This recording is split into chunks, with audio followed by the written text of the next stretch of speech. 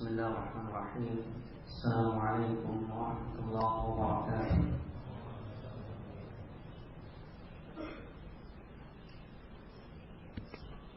Alhamdulillahi rabbil alamin. Hamdan tayyiban mubarakan fihi, mubarakan alaihi, kama yuhibbu rabbuna wa yarda. أشهد أن لا إله إلا الله وحده لا شريك له وأشهد أن محمدا عبده ورسوله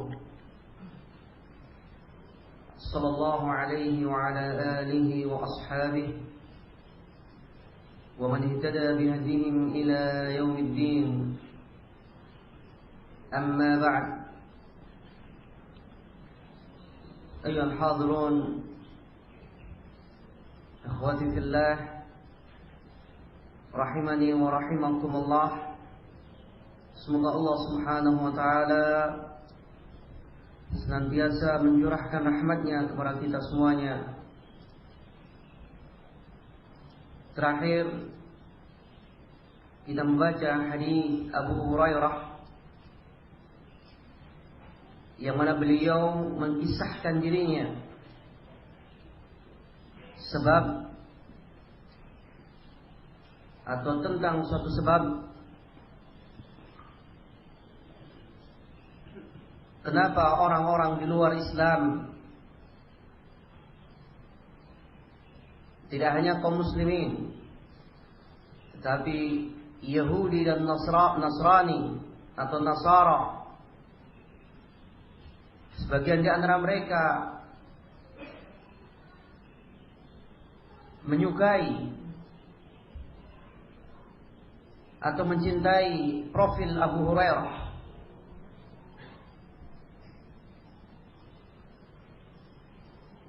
Sebagaimana kata Abu Hurairah, "Ma sami'a bi ahadun Yahudiyyun wala Nasraniyyun illa ahabbani." Tidak ada satupun dari kalangan orang-orang Yahudi dan Nasrani yang mendengarkan tentang aku kecuali dia akan mencintai aku. Maka kemudian beliau menyebutkan kisah inna ummi, bahwasanya atau sesungguhnya ibuku, kuntu uriduha 'ala al-islami fata'ba.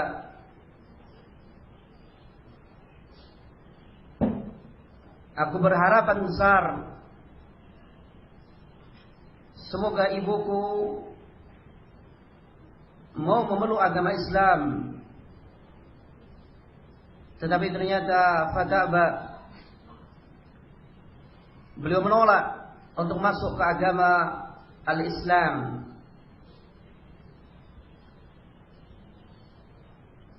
Faqultu laha, aku memberikan nasihat kepadanya. Fa'abad, tetapi ibuku tetap menolak. Fa'ataitu an-nabi sallallahu alaihi wasallam faqultu, maka aku mendatangi Nabi sallallahu alaihi wasallam. Faqultu,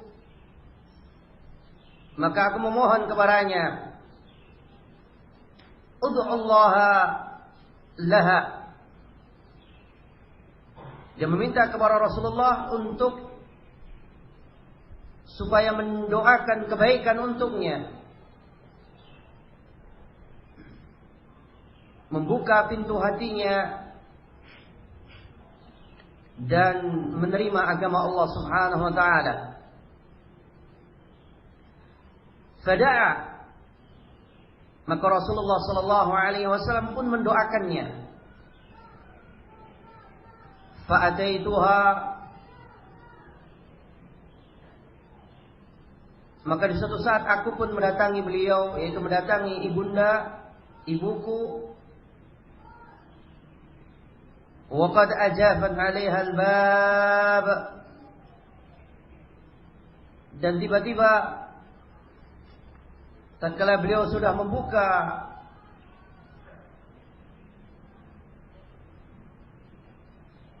pintunya kemudian menutupnya, yaitu membuka, maka masuklah beliau kemudian ditutupnya. Faqalat, maka tiba-tiba ibuku berkata, ya Aba Hurairah, wahai Aba Hurairah, inni aslamtu, sungguh aku telah masuk Islam.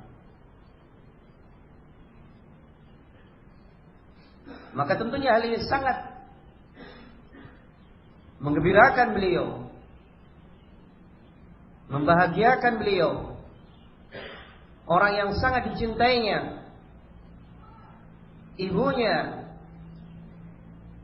Setelah sekian lama beliau menawarkan untuk masuk ke agama Allah, beliau menolak. Maka tiba-tiba Allah Subhanahu wa ta'ala membuka pintu hatinya dan mau menerima, bahkan menghabarkan bahwasanya dirinya telah masuk agama Islam. Maka aku pun, kata Abu Hurairah, aku menghabarkan apa yang terjadi kepada Nabi sallallahu alaihi wasallam. Faqultu, maka beliau berkata, ud'u Allah li wa li ummi. Kembali Abu Hurairah meminta kepada Rasulullah sallallahu alaihi wasallam, mohonkanlah kepada Allah untukku, mohonkanlah kebaikan kepada Allah untukku dan untuk ibuku, untukku dan untuk ibuku.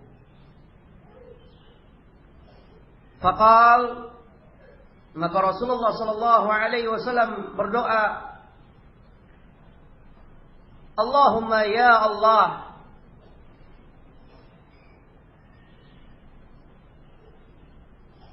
Allahumma ya Allah, abduka Abu Hurairah wa ummuhu, hambamu Abu Hurairah dan ibunya, ahibbahuma ilan nas, tanamkanlah di hati seluruh manusia untuk mencintai keduanya, untuk mencintai Abu Hurairah dan ibunya. Hadirin rahimani wa rahimakumullah, hadis yang kita baca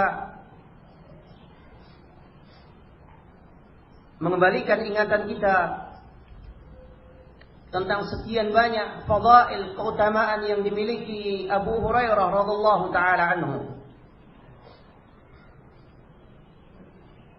Beliau adalah seorang sahabat yang paling banyak periwayatannya,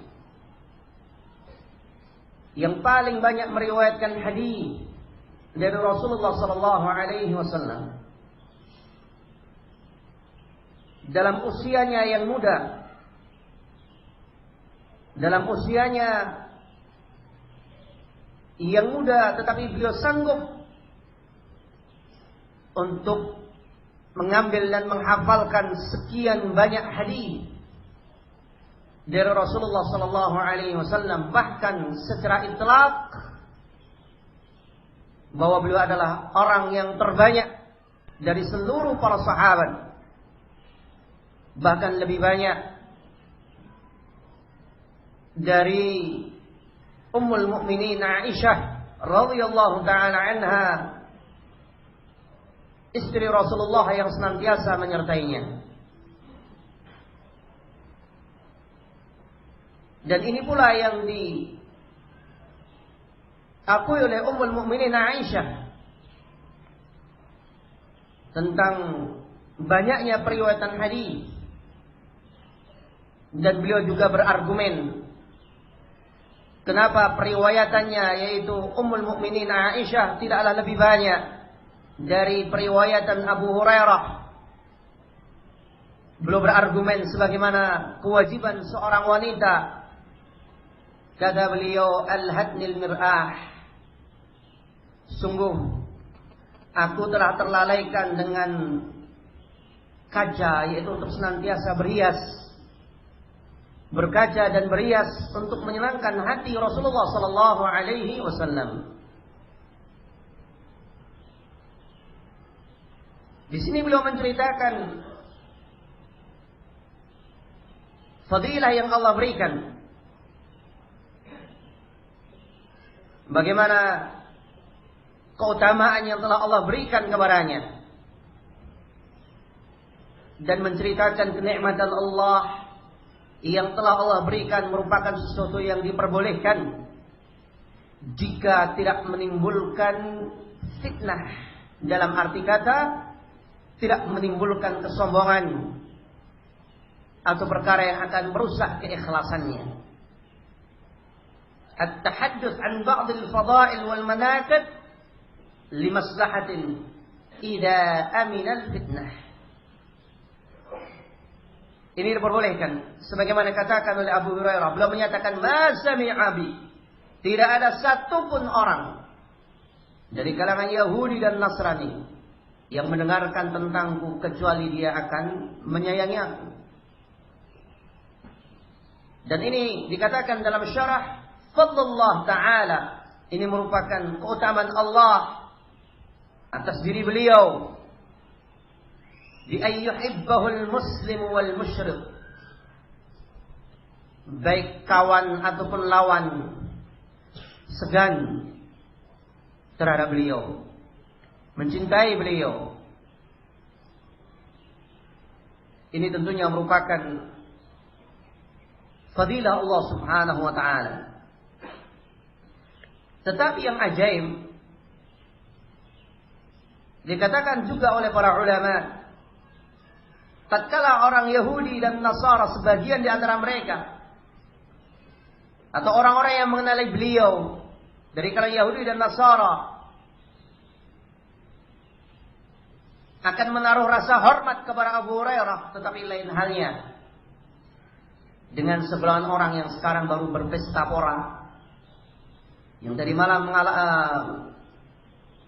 mereka berpesta. Di sebagian negara mereka melakukan pesta malam Ashura, 10 Ashura, dengan pesta yang besar. Di Iran, di sebagian Pakistan, bahkan mereka anggap sebagai Yaumul Aid yang paling besar bagi mereka. Karena mereka menganggap hari ini adalah hari mengenang kematian dari siapa?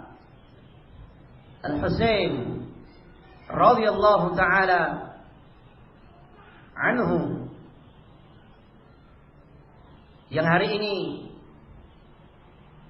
di sebagian negara mereka merayakan bagaimana kematian Al-Husain. Mereka menganggap bahwa ini merupakan bala yang paling besar, dalam keadaan kaum muslimin meyakini bahwa musibah yang paling besar adalah wafatnya Rasulullah sallallahu alaihi wasallam. Musibah yang paling besar bagi kita, sebagaimana yang dirasakan oleh para sahabat, sebagaimana yang diungkapkan oleh Ummu Aiman, bahwa musibah yang paling besar bukanlah tsunami, bukan gempa bumi, bukan yang lainnya, tetapi musibah yang sangat besar adalah wafatnya Rasulullah sallallahu alaihi wasallam. Terputusnya wahyu dari langit.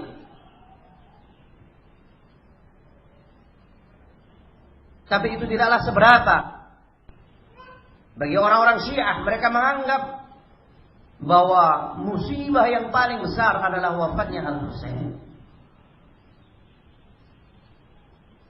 Bahkan hal ini mulai diadopsi oleh sebagian kaum muslimin di Indonesia. Ada yang mulai dengan terang-terangan untuk mencanangkan ini adalah hari besar, sebagaimana spanduk-spanduk yang mulai dipampangkan. Kalau di sebagian daerah mereka sudah memulai perayaan, bahkan ini merupakan warisan yang mereka warisi. Sebagaimana di sebagian masyarakat, contohnya di Sumatera Barat, yaitu pesta Tabuik, yang mereka menganggap pada tanggal 10 Asyura ini adalah hari kematian Al-Husain, sehingga mereka menyimpulkan dengan beberapa seperti boneka yang mereka angkat, kemudian mereka membawa selendang yang mereka nyatakannya adalah selendang Al-Husain. Pesta yang demikian besar yang mereka menganggap ini adalah tanda cinta terhadap Ahlul Bait. Mereka menganggap ini adalah tanda cinta kepada Ahlul Bait. Dan sangat disayangkan sebagian public figure dari kalangan orang-orang yang ditokohkan di kalangan masyarakat merespon dengan kegiatan pesta Asyura yang diadakan oleh kedutaan Iran dan juga bahkan diikuti oleh sebagian dari kalangan kaum muslimin untuk berpesta di hari kematian Al-Husain. Kemarin saya lihat sebuah spanduk di tol, di jalan raya, tulisan besar dengan yaitu menghidupkan sunnah Nabi, katanya. Menghidupkan sunnah Nabi. Peringatan 10 Asyura Al-Husain. Di sebuah pondok pesantren yang besar. Dan itu tentunya sangat mengkhawatirkan. Mulai diadopsi yang notabene-nya adalah milik orang-orang Syiah, orang-orang Rafidhah, dan siapapun yang menisbatkan kepada Syiah, mereka berupaya untuk mengelabui kaum muslimin dengan hari yang seharusnya kita berinteraksi dengan hadis, berinteraksi dengan bagaimana Rasulullah memberikan contoh, bukan sebagaimana yang mereka lakukan. Mereka turun ke jalan-jalan, sembari mereka berjalan mereka lukai bagian dahinya, kemudian mereka memukuli sehingga sampai keluar darah. Kemudian sebagian mereka menyayat sebagian anggota tubuhnya, kemudian mengambil satu alat yang mereka pukul-pukulkan ke sebagian anggota tubuhnya sehingga darah mengucur dari tubuhnya sebagai pengungkapan rasa cinta kepada Ahlul Bait. Mereka teriak-teriak, mereka membawa anak-anaknya, putra-putrinya, mereka keliling dan mereka meraung-raung, mereka menangis.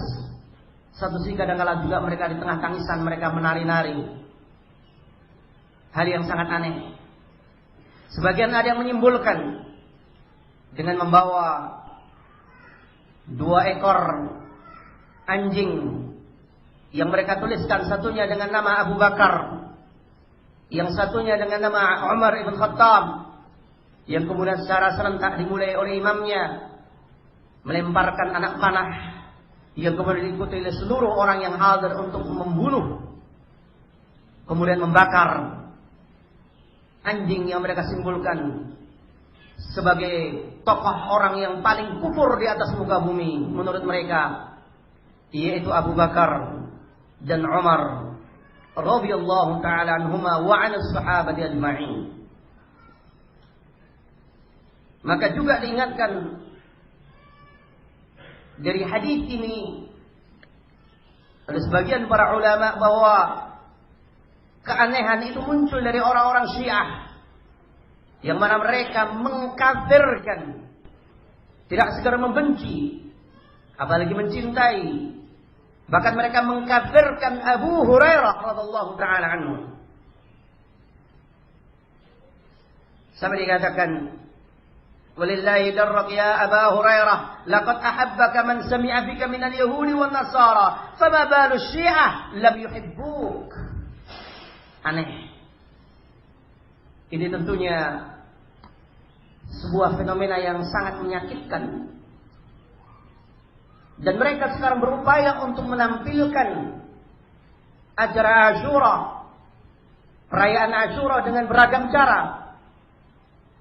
Mereka tidak akan menampilkan bentuk pengkafiran langsung terhadap Abu Hurairah atau Abu Bakar dan para sahabat yang lainnya. Mereka memiliki hadis yang palsu. La imana lahu liman la taqiyyadah.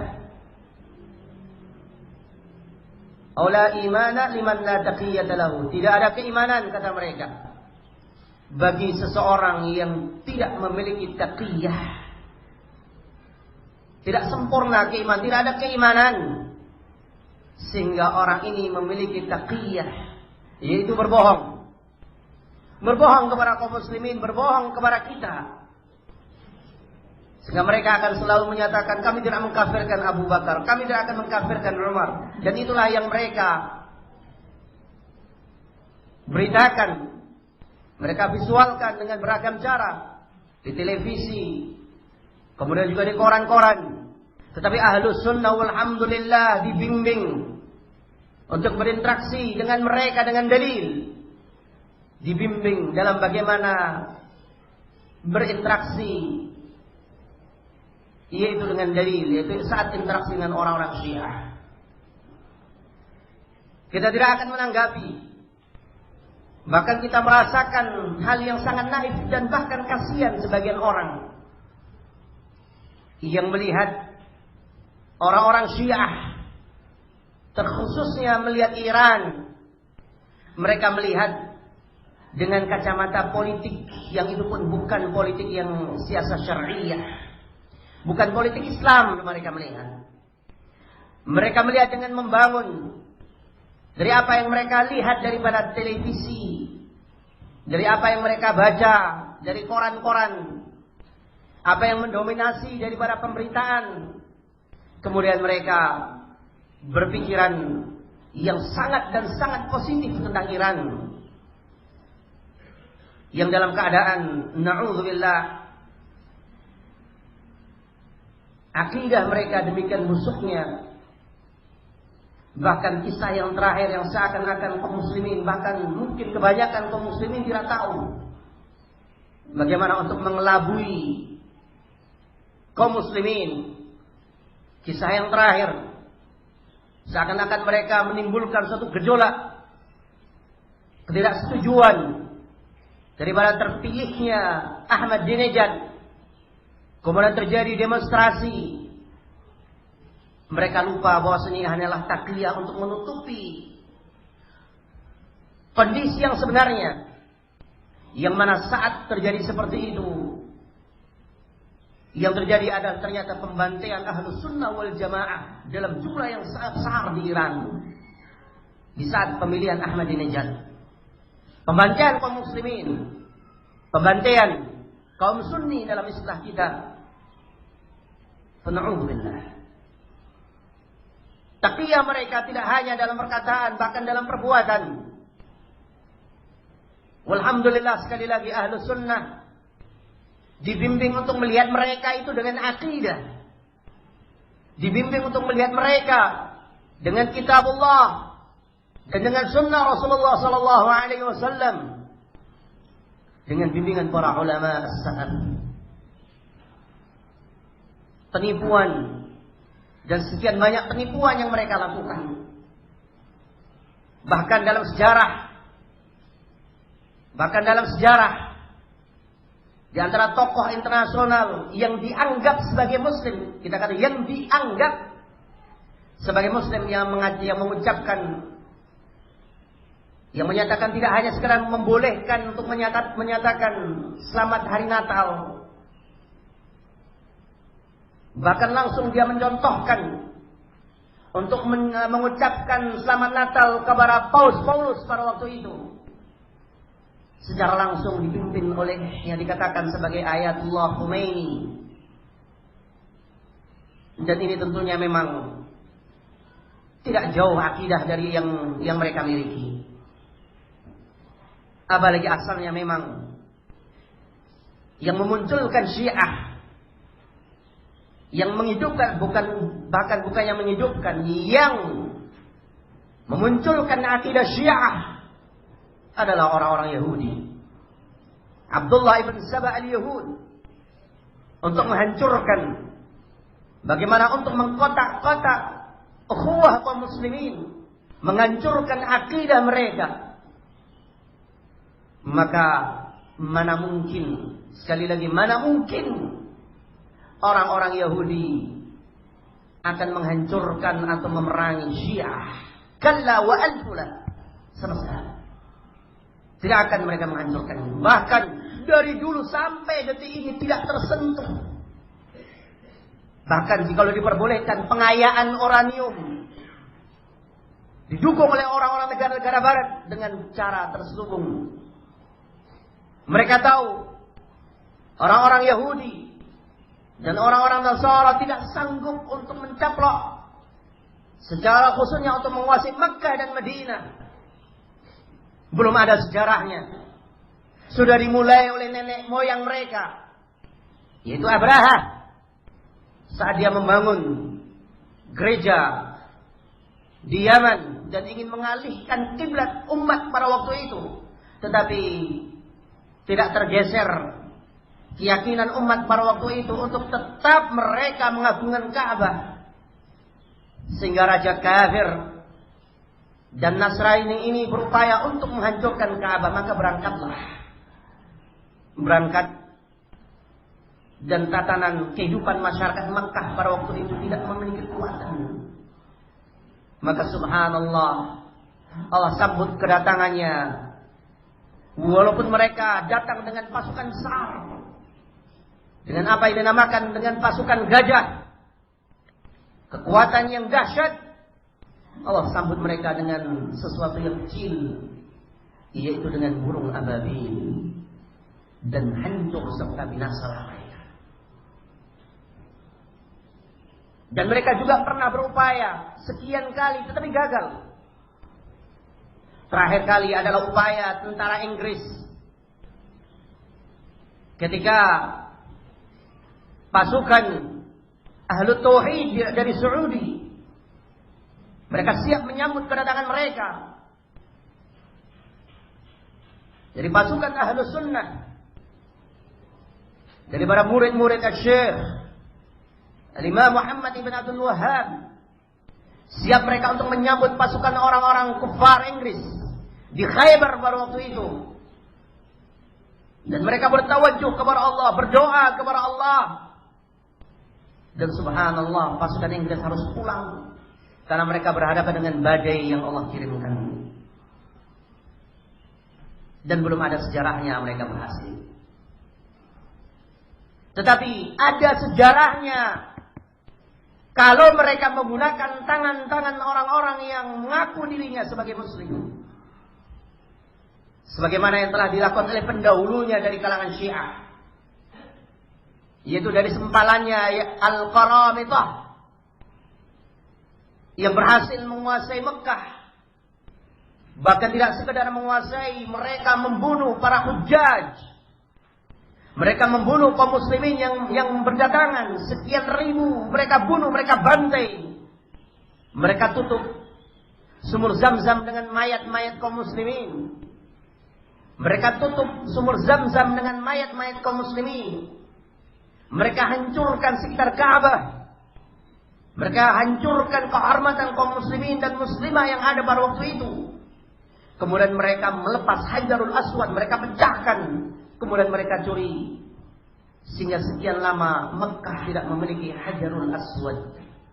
Mekah tidak memiliki Hajarul Aswad. Sampai akhirnya dikembalikan oleh kaum muslimin. Sudah sekian puluh tahun Mekah tidak ada Hajar Aswad, maka dikembalikan oleh pasukan kaum muslimin yang berhasil mengalahkan mereka. Sehingga kita bisa melihat sekarang Hajar Aswad yang sebagian hujjaj dan mu'tamirin pernah menciumnya atau menyentuhnya, itu hanya batu-batu kecil. Akibat kebiadaban orang-orang Qaramita yang telah menghancurkan Hajar Aswad yang dulu adalah utuh, yang pernah ketika pembangunan Ka'bah Rasulullah SAW mengulurkan ridaknya ataupun selendangnya, kain yang lebar, diangkatnya dengan tangan beliau yang mulia Hajar Aswad dan diletakkan. Ia boleh diusung oleh orang-orang Quraisy pada waktu itu, pembesar-pembesarnya, untuk diletakkan di tempatnya semula ketika masih utuh, dan itu dihancurkan. Maka mereka sangat mempelajari daripada histori, dari sejarah, dan jalan yang terbaik adalah tentunya bagaimana menggunakan tangan-tangan ahlul ahwa, ahlul bid'ah, siapapun mereka, baik bid'ahnya mukaffirah atau yang sifatnya mereka adalah orang-orang fasaqah. Itu adalah cara mereka. Mereka akan gunakan. Dan sangat kita mencurigai, bahkan kita yakin tentunya sebagaimana itu bagian apa yang diajarkan Ahlus Sunnah, bahwa mereka tidak akan mencintai suburnya dakwah yang dikembangkan oleh Ahlus Sunnah. Itu orang-orang Syiah, pembenci para sahabat, pembenci Abu Hurairah yang kita baca saat ini. Itulah mereka secara ringkasnya. Dan sekali lagi, pengayaan uranium yang mereka lakukan, kata para ulama, diingatkan oleh Syekh Rabi dan yang lainnya, ada lebih sekian banyak makar untuk mereka bisa berupaya mengadakan pencaplokan kepada Mekah. Dulu mereka telah berupaya tapi gagal. Saat orang-orang Syiah dari sekian ribu mereka datang, mereka mempersiapkan senjata, mempersenjatai dirinya.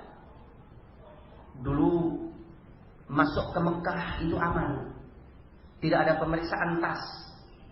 Kalau sekarang masuk diperiksa tasnya, diperiksa apa yang kita bawa.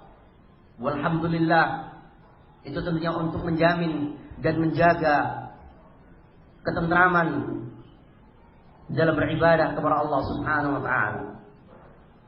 Tetapi asalnya ini bermuasal atau bermuara daripada sikap orang-orang Syiah yang pada waktu itu mereka ingin melakukan kudeta dengan cara membawa senjata di tas-tas mereka, karena waktu itu tidak ada pemeriksaan. Siapapun masuk. Dan kemudian mereka melakukan kudeta, peperangan di Mekah sekian hari, yang pada akhirnya dengan pertolongan dari Allah Subhanahu wa taala, yang waktu itu dipimpin langsung oleh raja di Arab Saudi untuk penguasaan atau untuk menguasai dan mengembalikan stabilitas yang ada di kota Mekah.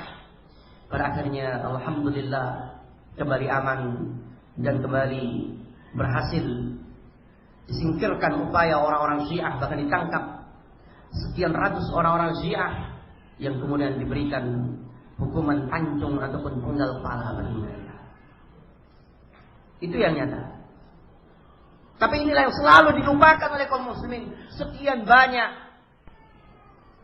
tinta hitam yang mereka torehkan untuk kaum muslimin, tidak pernah teringat.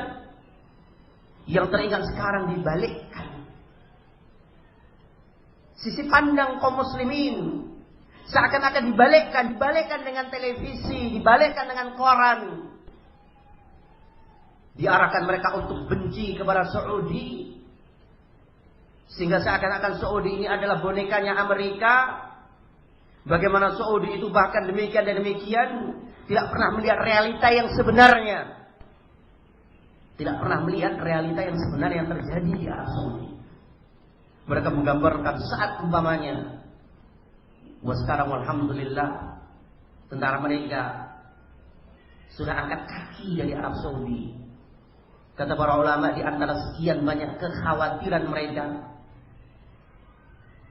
karena di antara syarat yang diterapkan ketika bolehnya masuk tentara Amerika di perbatasan pada waktu itu, mereka harus menerima dakwah. Dan ternyata sekian batalion, dikatakan tidak kurang daripada 5 batalion ataupun lebih, mereka masuk Islam dan menjadi ahli sunnah. Gimana tidak mengkhawatirkan mereka? Kawan kuliah saya satu bangku, orang Amerika, namanya Ali. Saya tanya, dulu kerjanya di mana? Dan dulu saya tentara, tapi alhamdulillah saya masuk Islam. Sekarang saya menjadi ahli sunnah. Akhirnya mereka harus angkat kaki. Alhamdulillah. Dan mereka merupakan kadang-kadang kaum muslimin. Sekian banyak upaya dan kebaikan yang dilakukan oleh Arab Saudi, mereka tutup, dan dengan gampang mereka hanya melabelkan bahwasanya Arab Saudi adalah boneka Amerika. Lalu bagaimana Iran yang tidak pernah menorehkan tinta emas, jangankan tinta emas, tidak pernah satu kebaikan mereka lakukan untuk umat ini? Silakan Anda kembali secara cepat. Silakan kita flashback ke masa lalu. Dari awal berdirinya Syiah sampai pada masa sekarang. Apa yang mereka berikan? Tetapi tiba-tiba mereka menyatakan bahwa Iran adalah negara contoh daripada negara Islam yang berani berkata dan berani bersikap dari arogansi Amerika dan demikian dan demikian. Subhanallah. Dari mana mereka melihat? Cara apa yang mereka gunakan untuk menatap negara Iran ini? Kacamatanya apa? Apakah kacamata yang siasat syariah atau kacamata kuda untuk melihat mereka? Allahul musta'an. Dan seorang muslim, ayyuhal ikhwah, sekali lagi, jangan berpandangan politik dengan pandangan yang batil, dengan hanya membangun apa yang dibaca dari Gatra, Kompas, Tempo, pembicaraan televisi, ini dalilnya. Hendaknya kita mengembalikan kepada kitabullah, kembali kepada sunnah Rasulullah, kembali kepada bimbingan para ulama. Inilah agama. Demikian kita menampilkan agama. Demikian kita melihat firqah mereka. Bukan dengan cara sebagaimana yang sekarang baru digelar di tengah-tengah umat, dianggap tokoh terbaik di dunia adalah Ahmadinejad. Allahumma musta'an. Sehingga sangat menyedihkan saat datang ke Indonesia disambut dengan hingar-bingar, sholat Jumat yang dikatakan sholat Jumat bersama. Ditulis itu Ahmadinejad, sehingga sampai meluap, jalan raya ditutup pada waktu itu. Apalagi diprakarsai oleh sebuah ormas yang katanya memperjuangkan juga aspirasi untuk menegakkan syariat Islamiyah. Allahumma musta'an. Ini realita yang menyakitkan. Dan tentunya barakallahu fiik.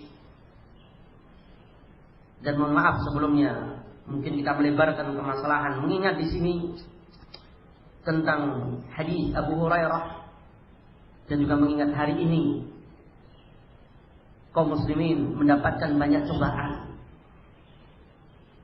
Ada cobaan yang berkaitan untuk menggoncang akidah,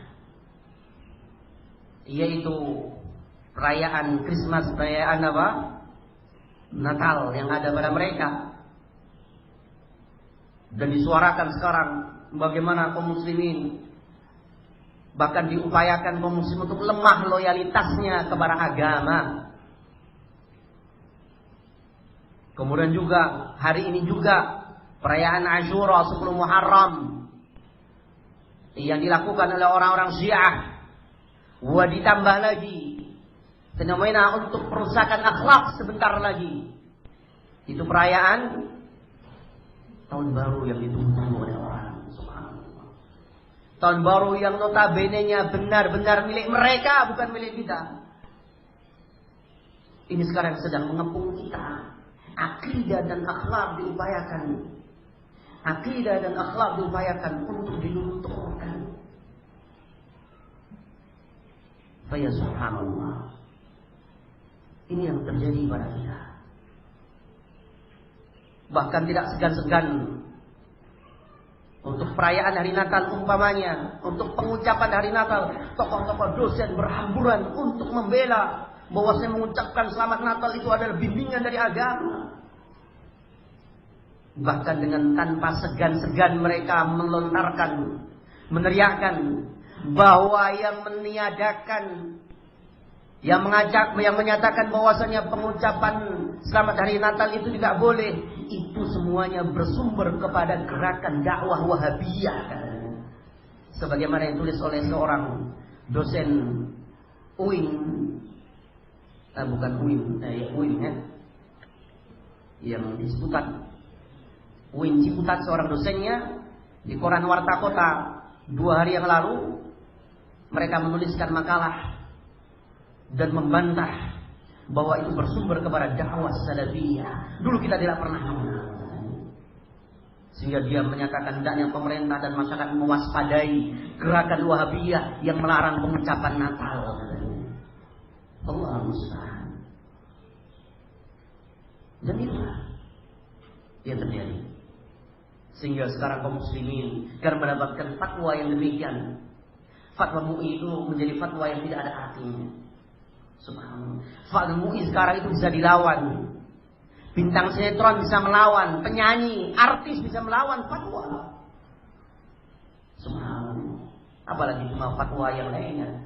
MUI sekarang umpamanya berfatwa haramnya entertainment yang berkaitan tentang gosip umpamanya dilawan, dimunculkan bagaimana pernyataan orang-orang sinetron. Menurut saya itu bukan ghibah, subhanallah. Apalagi yang lainnya. Mereka sudah menyatakan, MUI sudah menyatakan perayaan atau mengucapkan selamat Natal itu tidak boleh. Tidak ada artinya. Hadirin rahimani wa rahimakumullah. Hal ini penting rasanya untuk kita perhatikan. Fitnah itu mengepung kita dari semua sisi. Belum lagi perayaan Muharram yang seharusnya kaum muslim menghidupkan sunnah untuk berpuasa di hari ini dan kemarin, tetapi mungkin dilupakan oleh kebanyakan dari kaum muslimin. Bahkan kadang-kadang mereka mempersiapkan untuk perayaan Husainiyah, perayaan Al-Husain, terbunuhnya Al-Husain dan yang lain. Dan sebagian pemuda-pemuda dan pemudi-pemudi kita juga dikepung dalam kerusakan akhlak tentunya, untuk rusaknya akhlak mereka dengan upaya dari mereka untuk mengglamorkan pergantian tahun baru. Dan semoga Allah Subhanahu wa taala menjaga umat ini. Semoga Allah Subhanahu wa taala mencurahkan taufik dan hidayahnya kepada kita semuanya, kepada umat kaum muslimin, dan semoga Allah memberikan taufik kepada pemerintah, kepada penguasa negeri ini untuk istiqamah di atas agama Allah dan untuk tunduk sepenuhnya kepada agama Allah. Wallahu a'lam bissawab. Aqulu qawli hadza subhanakallahumma wa bihamdika asyhadu an la ilaha illa anta astaghfiruka wa atubu ilaik. Assalamu alaikum warahmatullahi wabarakatuh.